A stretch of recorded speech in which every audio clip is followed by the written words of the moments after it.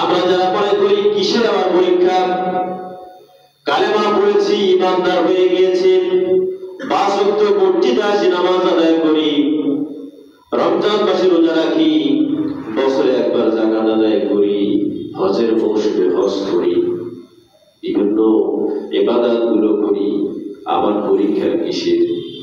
কিন্তু আল্লাহ রাব্বুল আলামিন বললেন, না রে বান্দা, না, তোমরা যদি মনে করে থাকো আমরা কালেমা পড়েছি, ইমানদার হয়েছি, এমনি কি আল্লাহ পাক আমাদেরকে ছেড়ে দেবেন, কোনো পরীক্ষা নেবেন না, তাহলে আমাদের ভুল ধারণা।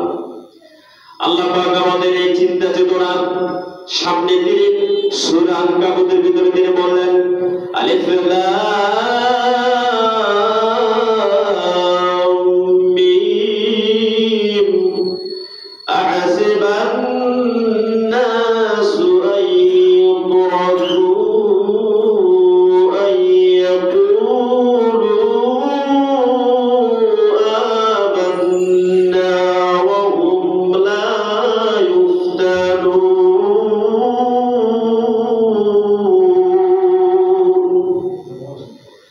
আল্লাহ রাব্বুল আলামিন হুরুফে মুকদ্দারাত ব্যবহার করে শুরুতেই তিনি চ্যালেঞ্জ শুরু দিলেন, ও বান্দা, তোমরা যারা ধারণা করে বসে আছো আমাদের কোনো পরীক্ষা নাই, আমরা কালেমা পড়েছি, ইমানদার হয়ে গেছে, আমাদের কোনো পরীক্ষা নেবে না।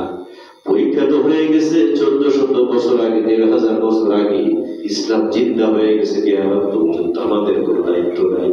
আল্লাহ পাক বলে, ইমানদার, তুমি যদি নিজেকে ইমানের দাবি করে থাকো, তুমি যদি নিজেকে ইমানদার বলে দাবি করে থাকো, তাহলে শুনে রাখো, আহাসিবান নাসু, মানুষ কি মনে করে আইয়ুতরাকু, আমাকে ছেড়ে দেবে, তারাকা ইয়াতরুকু, এখানে জমা ব্যবহার করা হয়েছে, তারাকা এক বছর, ইয়াতরুকু ওয়াহিদের সিগা, ইয়াতরুকু এখানে জমার সিগা ব্যবহার করা হয়েছে। তোমরা কি মনে করো আমাদেরকে ছেড়ে দেওয়া হবে?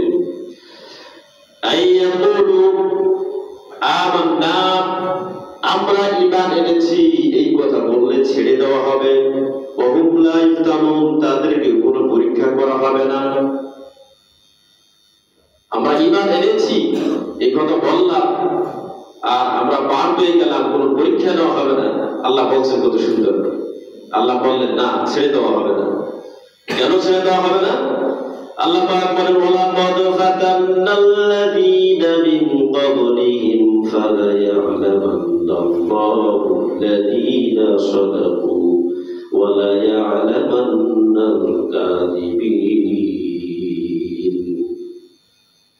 তোমাদের পূর্বে যারা ছিল তাদেরকেও পরীক্ষা নেওয়া হয়েছে, সুতরাং তোমাদেরকেও পরীক্ষা নেওয়া হবে। কেন পরীক্ষা নেওয়া হবে? ফালায়া'লামান্নাল্লাহুল্লাযীনা সাদাকু, যাদেরকে পরীক্ষা নেওয়া হয়েছিল তাদের ভিতরে কারা সত্যবাদী, হ্যাঁ আমি ঈমান এনেছি, এই দাবিতে কারা সত্যবাদী, এইটা প্রমাণ করার জন্য তাদের পরীক্ষা দিতে হয়েছে। ওয়ালা ইয়া'লামান্নাল কাযিবিন, আর আমরা ঈমান এনেছি এই দাবিতে কারা মিথ্যাবাদী, এইটাও জেনে নিয়েছে এই পরীক্ষার মাধ্যমে। সুতরাং পরীক্ষা যদি না হয় ছাত্রের অবস্থা তো বোঝা যাবে না, টেস্ট করা যায় না।